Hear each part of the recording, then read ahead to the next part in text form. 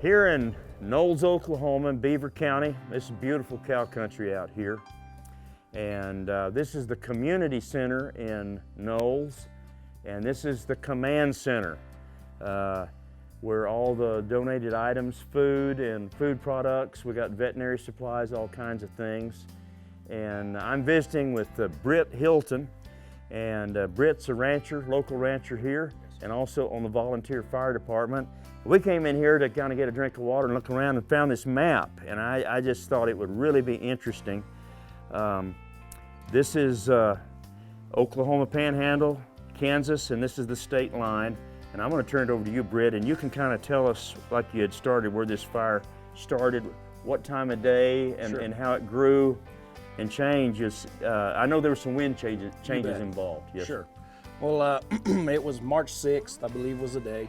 And this is the same time things were happening down in this Texas. way. Yeah. They were all on the same day. All the same day. Within a few hours of each other. Yeah. So, with that being said, everybody was short-handed. You know, Sure. there wasn't near enough firefighters. What kind of winds were we having? Well, the winds, I think some of the peak gusts I had heard were up to 75 miles an hour. Yeah. So, Yeah.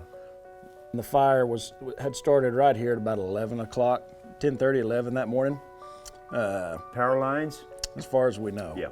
The problem with ours was we had in this part of Beaver County, we had a historic ice storm first part of January. We heard about that from John Erickson this It morning. wiped out Yeah. 80% of the infrastructure around here. Sure. And so they put a lot of it back, and a lot of it was back new, but they haven't been able to get to everything. Well, anyways, I think this could probably have been caused, it was stressed from the ice storm. I got you. Sure. Anyways, it started here and it burned up here towards Englewood, Ashland, Kansas. This fire, supposedly I'd heard they clocked it, the head fire moving at 80 mile an hour, 80 to 85. So I mean, it was just jumping quarter mile at a time. Sure. You can't get in front of it, you can't do anything. Fought that till about 6 o'clock that evening. Then the fire switched from blowing this way, it switched, and it started blowing from the northwest to the southeast, and then it hit and it just took the fire just that way, and that's what it made it burn all that way. A lot of people were trying to we've tried to flank the fire and come up the sides of it, Right, to sure. put it out. So guys are putting it out, running on the south side of that Yeah. fire. Yeah. And then that wind switched, and I mean, every firefighter in this county, the fire went right over the top of them. Yeah. Just try to find a wheat field to get to, or Yes. just We heard turn the your story. nozzles on and spray Yeah. water. Yeah. My experience with these kind of fires has been pretty wimpy. A slicker, a tow sack, a shovel. Sure. But this is a whole different animal. It was. Well, up to 1,000 acres. Up to a 1,000 minute. acres a minute. Yeah. I mean, it was going just Yeah. fast.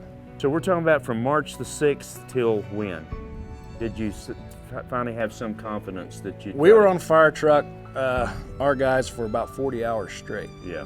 So, and after that, there'd been some help come in that next morning, and had a fairly good handle on it, I guess. So it burned for 2 days. I think one of the things that I want people to know about, and I'll let you kind of tell us about it, is the unbelievable show of concern and help. There's a South Carolina flag back here, and we saw the videos of loads of semi-loads of round bales, all different kinds of square bales with the state flags on there. Sure. And some people were coming here. Some people were coming through here going to Texas. Yes. And you fed those guys. Tell us all. Give me a picture of that. Oh, it's been pretty neat. Pretty much after the fire, before the fire was out, I was having calls from people in Oklahoma wondering what we needed and making sure we were okay. Yeah. And then maybe a few days later, the word kind of starts getting out through Facebook, and that's the way that the people from up north. We've had a lot of people come from Michigan, Ohio, Iowa, Indiana, Missouri, Arkansas.